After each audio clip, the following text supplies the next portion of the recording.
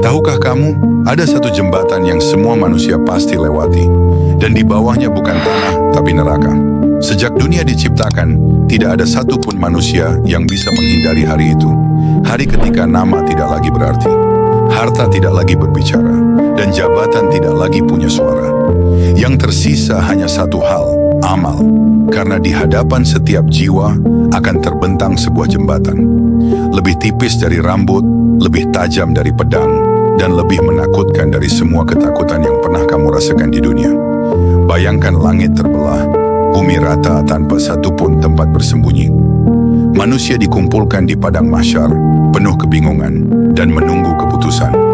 Di kejauhan terlihat api yang menggelegak, neraka jahanam. Panasnya bukan seperti panas dunia. Suara gemuruhnya membuat hati ingin keluar dari dada. Dan di atasnya terbentang jembatan Sirat. Semua orang dipanggil satu persatu. Tidak ada antrean keluarga, tidak ada teman, tidak ada yang bisa menggenggam tanganmu.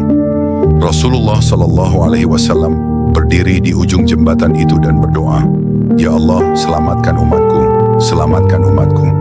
Manusia mulai melangkah. Ada yang melintas secepat kilat, ada yang berlari seperti angin, ada yang berjalan, ada yang merangkak, dan ada yang tergelincir. Di sepanjang jembatan itu ada kait-kait tajam yang mengambil orang-orang sesuai dengan amal mereka. Bukan karena Allah zalim, tapi karena keadilannya sempurna.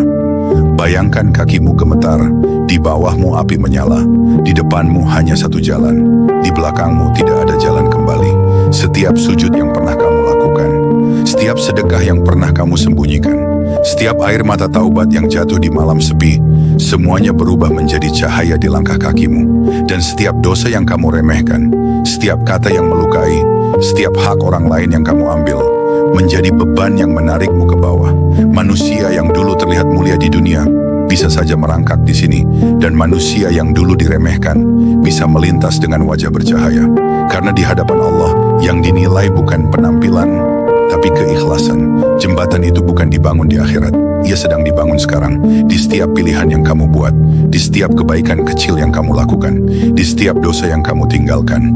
Sekarang aku tanya ke kamu, kalau malam ini adalah malam terakhirmu di dunia, apa yang ingin kamu perbaiki agar langkahmu besok lebih ringan di atas Sirat?